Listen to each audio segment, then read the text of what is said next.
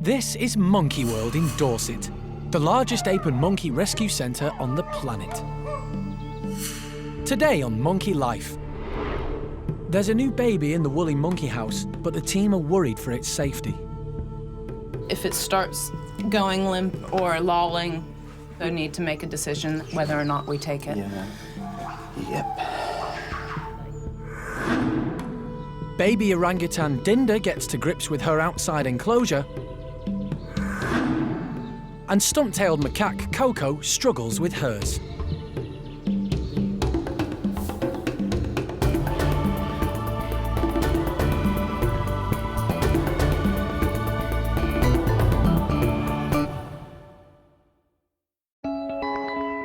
Monkey World Ape Rescue Centre is home to over 160 primates, most of which are subject to their non-breeding policy. But orangutans, golden-cheeked gibbons, and woolly monkeys are all highly endangered and are allowed to breed. Every new baby is crucial. It's morning at Monkey World, and in the woolly monkey house, there's a new arrival. Overnight, 12-year-old Kuna has given birth. Keeper Mike was the first to see mum and baby. So how long since you've been looking at the baby? It's 3/4 of an hour now. Do you have any indication of when it was actually born? I would think it was probably late last night rather than early this morning. The baby looks quite well dry and nice and Fluffy, clean. yeah. Any suckling? Not that we've seen yet. Okay, and no indication on her nipples that the hair's Can't been... even see anything there because she's got the baby in the correct position with the head right up on her chest. Last year, Kuna gave birth to Julio, but when the keepers found them, all was not well. Monkey World caught on camera the moment the baby was being held by its dad. Hands know whether she wants the baby or not, and in the end... And despite everyone's best efforts, Kuna rejected her baby. Hey! Go in there, get in, hey! Grab the monkey, grab the monkey, grab the monkey. There was no other choice. Julio had to be hand-reared. This time around, the team are observing Kuna closely to check that she is holding the new baby correctly and that it is feeding. It's a tense time. Oh, it's a nightmare, isn't it? No, it's great. No, yeah, but it's just this sort of worrying. Is she going to feed it? Is she not? And it's so difficult. It is what it is. So I would propose that exactly 24 hours from now we reassess, assuming that she's still looking after it properly. We do need to keep a close eye that it doesn't start. If it starts going limp or lolling, we also need to make a decision then and whether or not we take it. Yeah. Okay. Yep. But later, the team is taking no chances. At this point, you know, it's now late afternoon, and we need to decide whether the baby's coming away from Kuna. Maybe she's never going to be a good mum. And over in Hananya's group, leading ladies Cherry and Peggy better watch out. New girl Johnny is after their position at the top.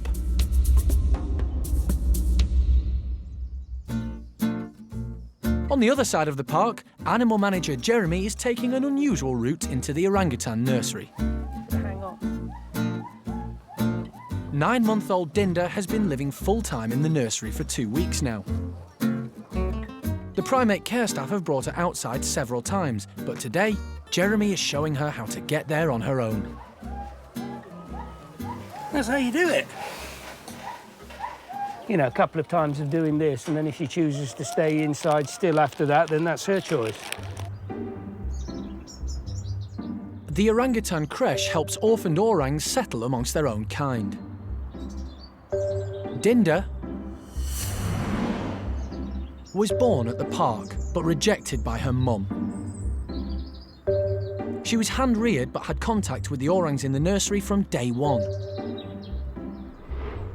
It all depends on how you hand-rear them as to how they develop. I mean, I know people have a problem with it, but children are what you make them. And if you let them get on with exploring and discovering things, then they're going to progress a lot quicker than a baby that's very cosseted. Xiao Ning is now 4 years old. When she was a baby, there was no creche at the park, so she spent more time with keeper Mike and the rest of the primate care staff. Xiao Ning here, because we didn't have anywhere for her to go with other orangs like we've got now with Dinda, she was much slower in her development. It's not, I mean, she soon caught up, as you can see. But Dinda, we were lucky that we've created the nursery since then. So Dinda's been part of the whole orang social scene from a very early age. Therefore, it's going to become more natural to her. The outside enclosure is designed to help the babies learn to climb. Dinda is confident enough around her housemates to explore on her own, but strictly at ground level. She's got a big challenge in front of her. Oh, you climb on there. It's all right, you climb on there. That's good. It's all right, I'm still here. That's all right. God, what do you like, eh? I'm an orang with vertigo. It's terrible. Orangutans are the largest tree-living mammal in the world, and they have a remarkable ability to swing through the treetops. As orangs spend the majority of their day living up high, Dinda best develop her head for heights. You big wuss. If you were an orangutan, this net is a very attractive thing to climb on, so hopefully she'll get over this vertigo thing she's got. Goodness me, it's so attractive, that net. No, it isn't, she says. But Jeremy's got one more trick up his sleeve. Show Dinda how it's done. This is bound to work, isn't it? Right. If this doesn't work, I'm going to give in. Right, now just go and play. I'm not holding you. You're not holding me. Nah, I think little girl's getting tired now, so I think we'll call this soon. She's nodding off. So now I've got to make the decision, do I stay here and have a kip with her, or do I come down and do some work? Could somebody call the fire brigade for me, because I'm stuck? Help! Back with the woolly monkeys, new mum Kuna is still holding on to her baby, which is good news, but no one has seen it feed yet. Kuna rejected her last baby, Julio. Thanks to Alison and Mike, he became only the second woolly monkey in the world to survive being hand-reared. You feel happier now, do you? I can hear you snuffling in the air. The team haven't decided whether or not they should take this baby away to be hand-reared, but they want to be prepared. So we're getting ready for all eventualities. Everything that I used and Mike used with Julio, we've boxed up and we've got here. So now we just need to make best plan, because I think at this point, you know, it's now late afternoon and we need to decide whether the baby's coming away from Kuna. What do you think? Oh, God. That says it all. I think, knowing her past record with the other one, I think we ought to probably err and be a bit cautious and take it away. Maybe she's never going to be a good mum. You know, some primates just will never entertain the idea of having a baby and holding it even. It's just this crucial thing of trying to find the baby to suckle. And the nipples are so far under the armpit, it's covered in hair.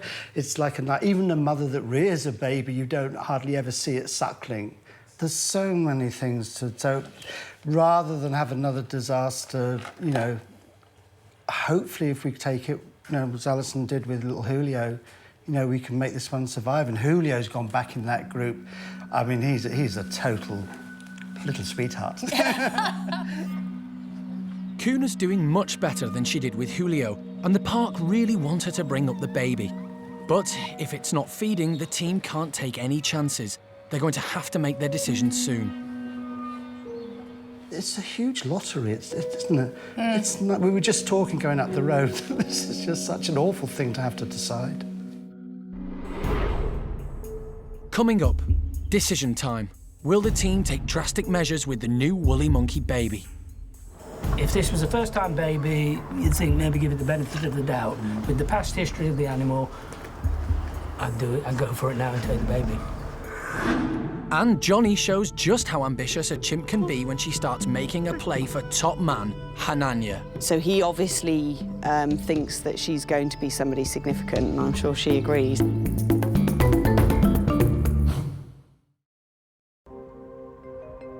At Monkey World in Dorset, the park's 11 woolly monkeys are part of the European Endangered Species breeding programme.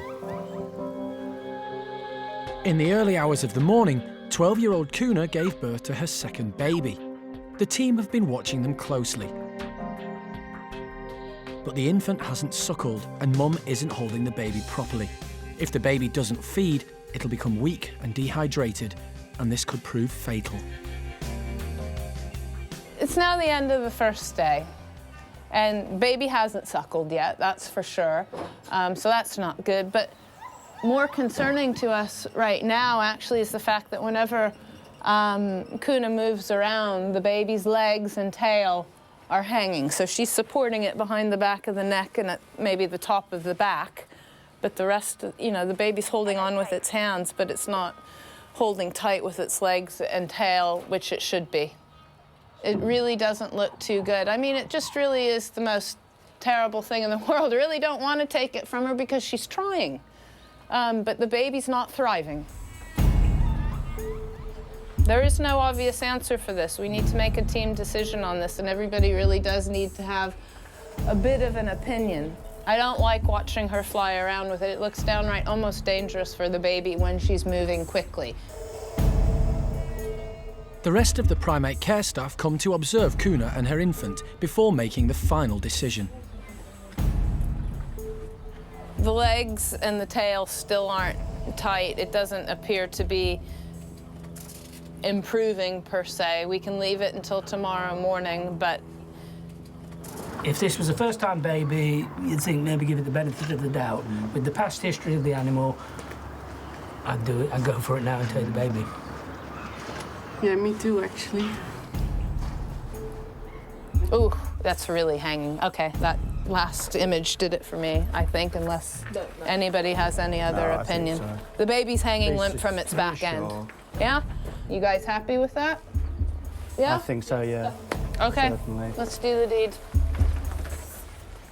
Kuna is going to have to be sedated. Animal manager Jeremy uses a blowpipe to administer the anaesthetic.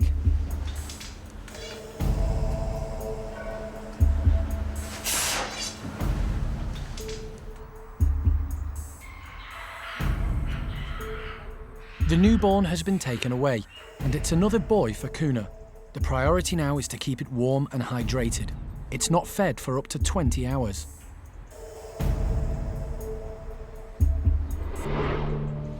Later, it's touch and go. Can the team get fluids into the baby woolly monkey in time? Very slow. The nutrition is not the issue, it's the dehydration that when you're this size that's the big worry. And female stump-tailed macaque Coco also clings on for dear life.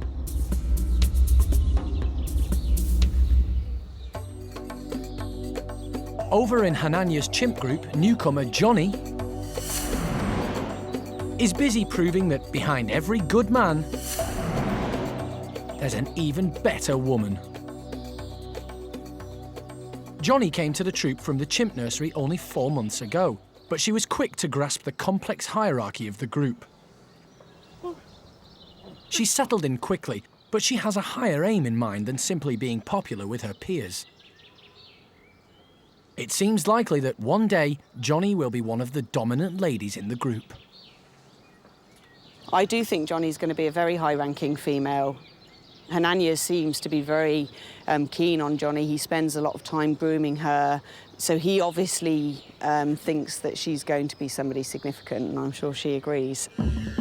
For now, the position is already taken. Cherry and Peggy are the dominant females.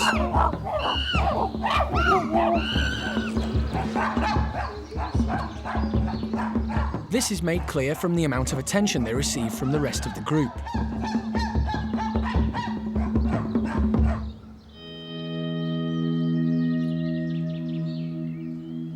Grooming isn't just a way of relaxing and bonding, it's also how the chimpanzees establish their hierarchy.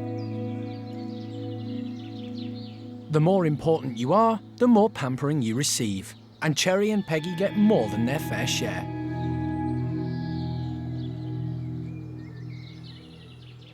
Establishing the dominant females in the group is vital, because they are, after all, the powers behind the throne. 3 years ago, when the transfer of power in the troop shifted from Rodney to Hananya, the high-ranking females gave Hananya their seal of approval by grooming him from head to toe. Without the support of the ladies, none of the boys become the alpha male of the group. So being a high-ranking female is an important and much sought-after job. It's extremely unusual for a chimp to enter a group from the nursery and have the effect that Johnny's having on Hananya's group. At 8 years old, she has become a big female, confident with both dominant males and females in the group. And she's very much the boys' centre of attention at the moment. But Johnny's no fool. She's made the right friends, but she's focused on a much bigger prize, the boss man himself, Hananya. It certainly looks like Johnny's going places.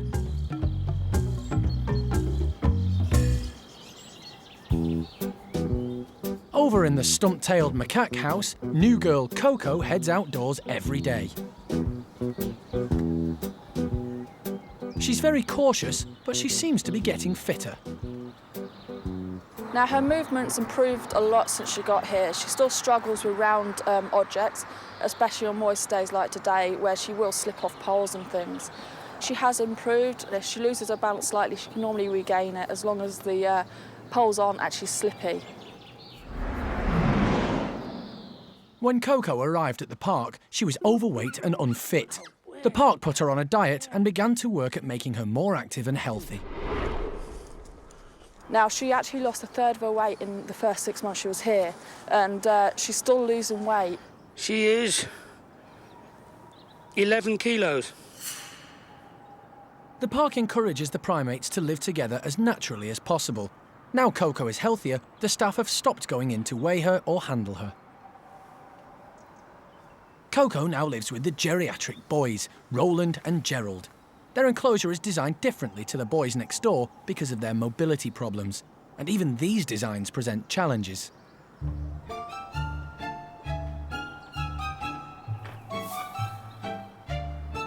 Coco shakes off the fall and stays determined.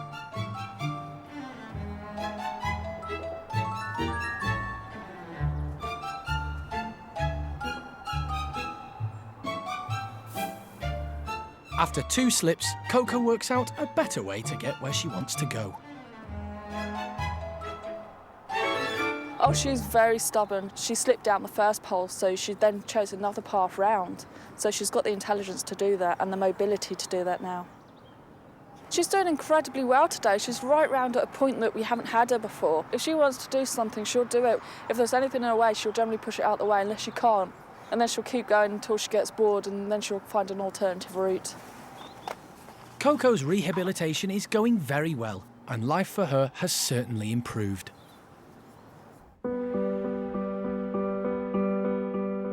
It's the end of the day, and over in the office, Kuna's new baby boy has been safely removed. Kuna wasn't holding him properly, and he wasn't feeding, so the team had to take action.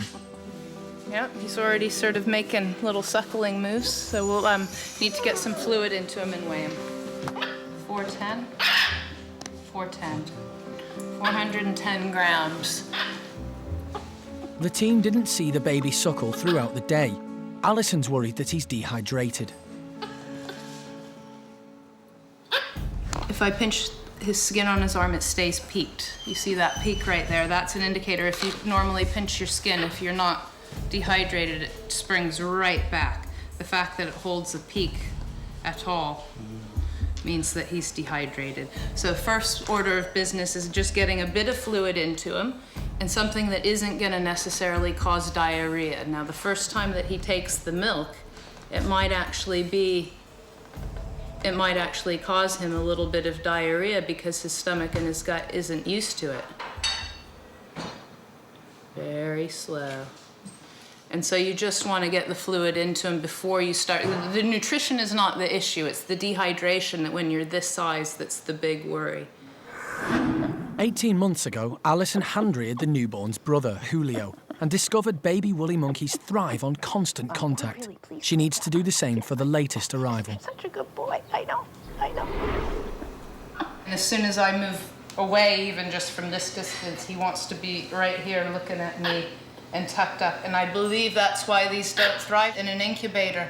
If you were to take him and set him down, all of that interest in moving around would just disappear and he would end up just laying in the incubator. So once again, we'll go through the deal of carrying him around just like his mum would. Woolly monkey babies are extremely fragile and are notoriously difficult to hand-rear. So Alison has her work cut out if this little one is going to make it and become only the third to survive this treatment in the world. Next time, the new woolly monkey baby is 24 hours old, but his survival hangs in the balance. It's still way too early to say whether or not, this little guy is gonna make it or not. In the chimp nursery, young Brian gets hassle from bully boy Seamus. And the team are concerned that chimp Charlie is being picked on. They need to decide if he can stay living with the bachelor group. Charlie's always been a loner. I don't think he sees any point in chimpanzees whatsoever.